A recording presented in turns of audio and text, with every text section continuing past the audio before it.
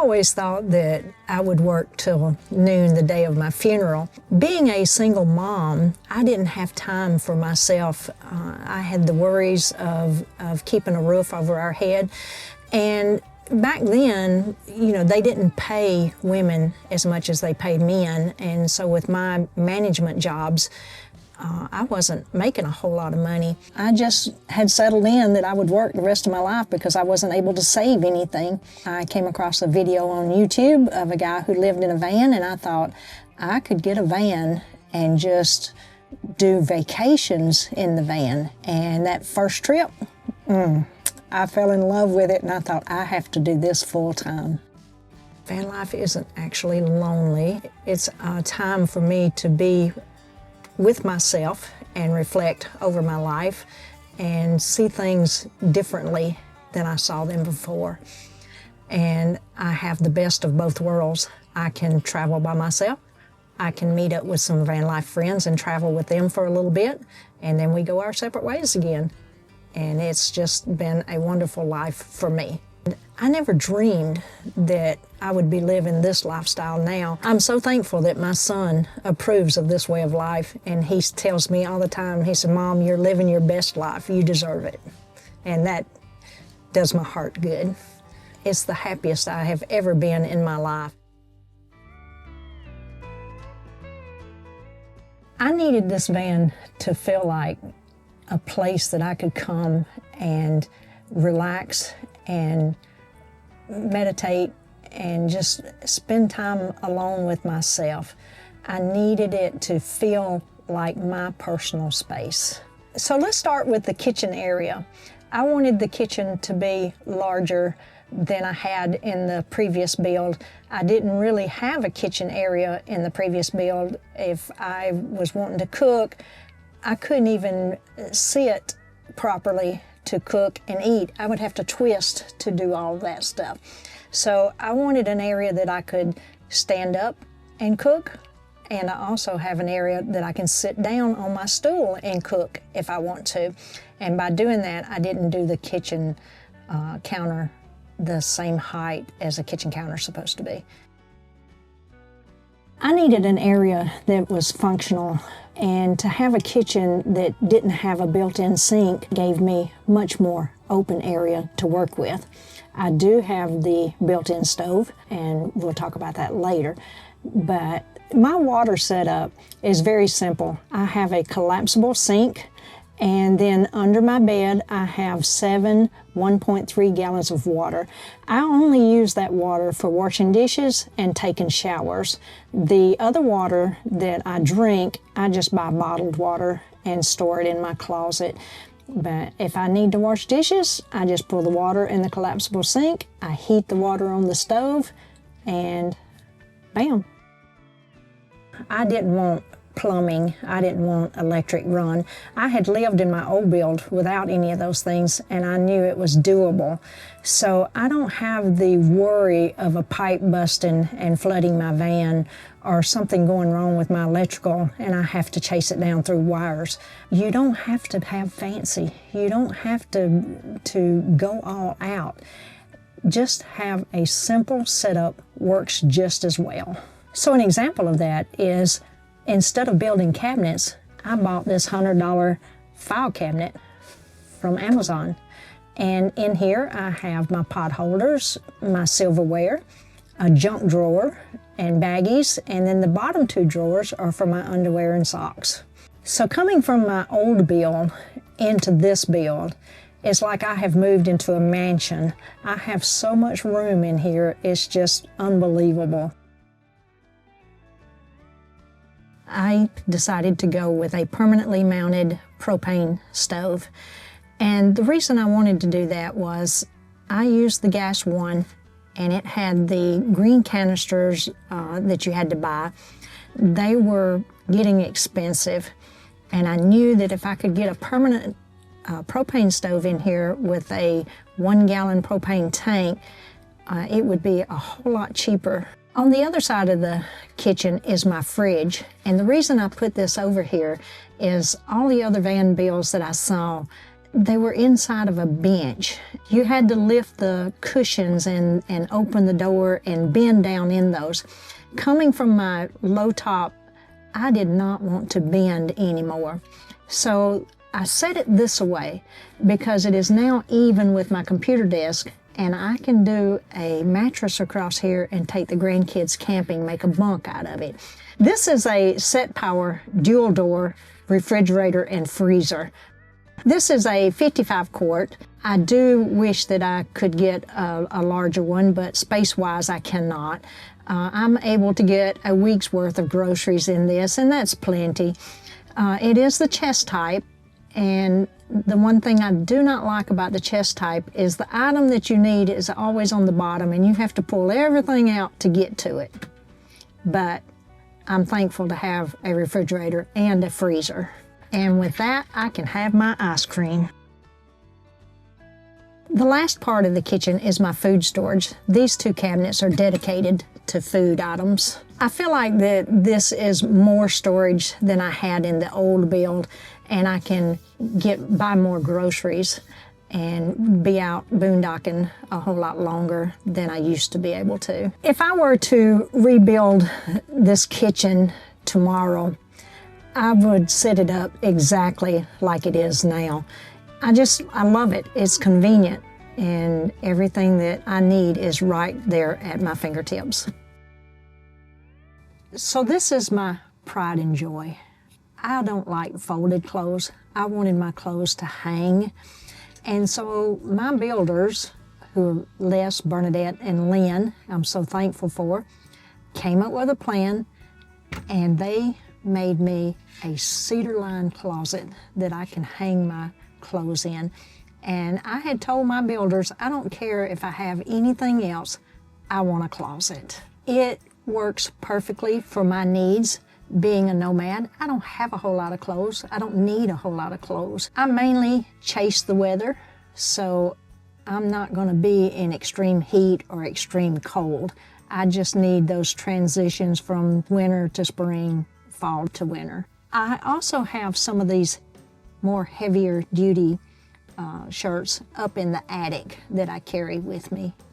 And these clothes will be changed out. When I go shopping at thrift stores, if I buy a new shirt, there's going to be a shirt in here that I haven't worn in a while, and I take it out. In the bottom of the closet is the Blue Eddy AC 180 that powers this refrigerator here. That's its only function, is to power this refrigerator and freezer. And then I just have a basket down here that I keep the bottled water in. One of my builders came up with having a ledge up here on top of the closet, and it just so happened that my laptop fits right under there, and I can store speakers and cords up there also. So we had this plan. Lynn stained my door, and one of my friends, T Printing, sent me this. It just made this whole area pop, I thought. So I finished my van build in March of 21, and I lived in it for several months under the carport. And then one day I decided it was time. I had the house, I had been cleaning it out, emptying it out, selling stuff, giving it away. And it came a time that where the rubber met the road, and it was time. I listed it November the 1st, 2021. By 10 a.m., it was sold for more than what I was asking for it. There became a bidding war on it, which was totally amazing.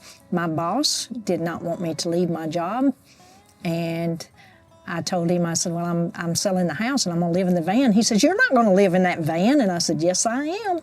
And he said, well, come park behind the business and continue to work for me. So after the house sold, I moved my van up behind the business and continued to work for 6 months. He then sold the business, and I thought, well, I can draw Social Security. I'm 62, and I'm just going to hit the road. And that's what I did. My monthly expenses are very minimal. I draw Social Security. I wasn't able to save anything and have a retirement, being a single mom. And I draw $1,250 a month. I was debt-free when I started this van life. And so I have my van insurance, of course, and my cell phone. And then my other bills are just little bills pertaining to my YouTube channel. I live within my means. I find ways to save money. I buy all of my clothes at a thrift store, and I cut my own hair with clippers, and I do a budget and just live within my means. I have a $10 limit. If something I want to go see that's on my bucket list is over $10, I pass. But the rest of the things I go and see for free. I have my America the Beautiful Pass, so I can go into any of the national parks free. And I just find free stuff. I try to find free water. I find free places to stay. And there's a way that you can do all that stuff and not cost an arm and a leg. I do have an emergency fund in case something comes up, and living in mechanical vehicles, things will come up, so you need to be prepared. But, you know, a $10,000 emergency fund, and then just replenish it if you have to use it. So the biggest lesson I have learned out here is when I first started van life and I got the freedom, I hit the road running, and I was trying to see everything in the same day.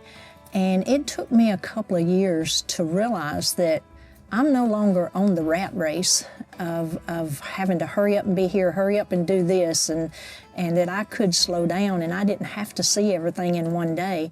And so now I pick my spots, and I may stay in that spot for a week and go see something, and just I have slowed down, and life has become so much more enjoyable and fun and stress-free.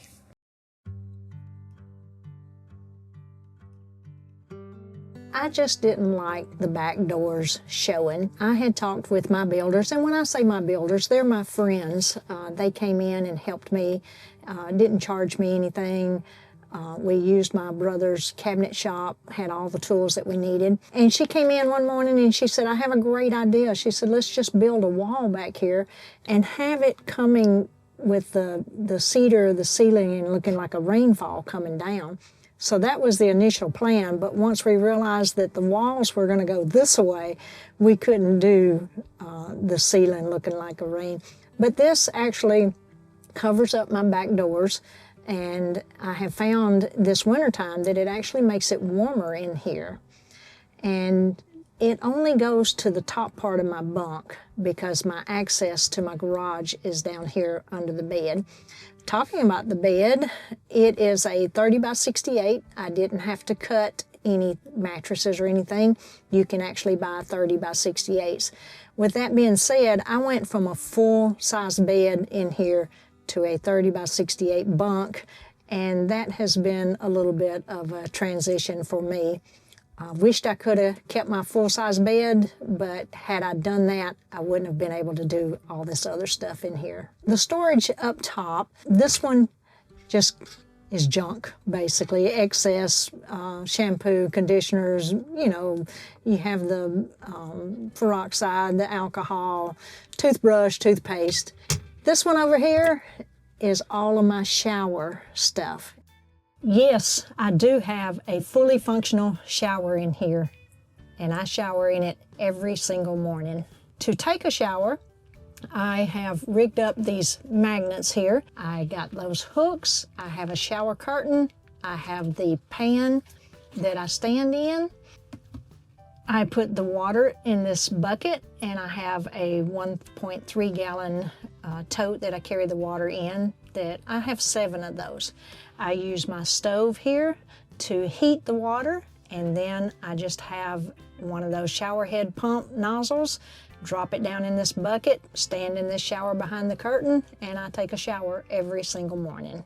When I heat my shower water, I like for it to be around 118 degrees to 120 degrees. Anything below that's a little too cool, anything above that is a little too hot.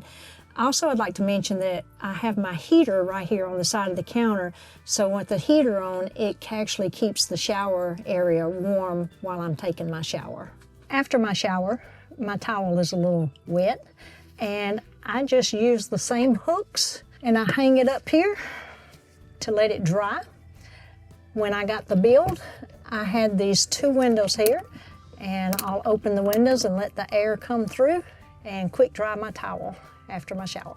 When I got the topper, I had 2 windows put in, and at first I couldn't make up my mind if I wanted them both towards the front or both towards the back, and then all of a sudden I got a bright idea, put one in the back, one in the front, max air in the middle. The ventilation is absolutely awesome when everything is going. So now that you see how I take a shower, let me show you how I use the restroom. I have the bucket system. It's just a bucket from Home Depot. It's a 3-gallon bucket with the potty lid. It's very comfortable, and I just double line it, and I use the horse pellets from Tractor Supply. They are $8 for a 40-pound bag. I'm all about being thrifty. And that's my bathroom setup. I store it under my nightstand. The nightstand started out going to be a computer desk, nightstand, kitchen table, and part of a bunk for the grandkids. But I actually found that I like to edit over here on this other side because it has more room. So this still functions as a nightstand. It holds my Blue 80 AC60. That powers my lights for the ceiling because I don't have electric running here. Everything is plug and play. I wanted to be like an off-grid cabin in here, and so I use the plug and play Blue 80s. I do have one Jackery 500. That's what I started out with, and I still have it. But I have 5 batteries in here. This one runs my lights and my sound machine at night. I have one in the kitchen area that runs my appliances to cook with. I have one in my closet area that does nothing but run the refrigerator. I have a Blue 80 AC 180 that's I call a spare.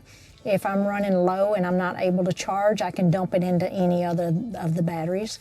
And then my Jackery runs my Garmin and charges my phones. I can charge them several different ways. I have the Charger One Blue 80. I will plug it into the spare one, and as I'm driving, I'll take turns stopping and plugging these others in until they're charged along the way and everything gets charged up. I also have shore power, and if I'm at an area that I'm staying with family or friends, I can plug in and charge them. Or I can throw the generator out and charge all of my appliances up when I'm boondocking for weeks at a time. This is my generator. It's a Champion 4,000 watt. It weighs 47 pounds empty. So far, I'm not having any troubles loading and unloading it. This is my propane that runs my Wave 3, Olympian Wave 3 propane heater. This garage area is not finished. I was rear-ended in Maine, so I'm not finishing this door because I don't know if they're going to repair this door or if they're going to replace this door. So right now, the garage area, as far as finishing up, is on hold. As far as the storage goes, I lost storage because I had a full-size bed in the old build, and now I only have a 30-inch bunk. But I scaled down, got rid of some stuff, and made it work. And right now, it's working just fine for me. So being a single mom, I didn't really have time for myself. I just lived day to day trying to make sure that he was took care of. And I never dreamed that I would be living this lifestyle now. And I'm so thankful that my son approves of this way of life. And he tells me all the time, he said, "Mom, you're living your best life. You deserve it." And that does my heart good. Stepping out in life can sometimes be scary. We get into our own little bubble and we don't like change. To do van life, you have to be able to be comfortable with your own company. You have to be able to step out and do things that are out of your comfort zone. And I just want you to know that those things are possible. Growing up, I had no self-confidence. I could not look anybody in the eye and speak to them. I couldn't eat in front of them. I couldn't walk into a building that I'd never been into before without following somebody in. And one day I got free from all of that, and now I just walk in like I own the place, and I live life like I own it now. I do not miss my old life, and I don't want to go back. In fact, with some family members that ask me, what are you going to do when you're not able to drive? My answer to them is I will drive up to a nursing home and hand them the keys to my van. I don't have any regrets. I don't have anything that would pull me back into the rat race that I was in. I'm free, and I intend to stay that way until it's time for me to leave this earth. So if you want to keep up with me and my travels, you can follow along with me on YouTube, This Van Life of Mine, as well as Facebook. So I look forward to seeing you there.